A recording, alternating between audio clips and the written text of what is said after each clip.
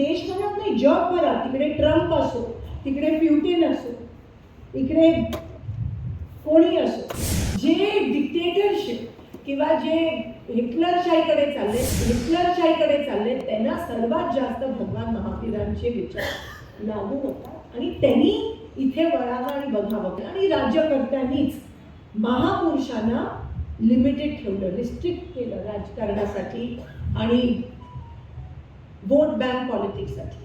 आणि दुर्दैव आहे की एवढ्या थिंकर्सचे, फिलॉसॉफर्सचे विचार आज सगळ्यांना लागू होणार. आणि देशभरात नाही जगभरात, तिकडे ट्रम्प असो, तिकडे प्युटिन असो, इकडे कोणी असो, पण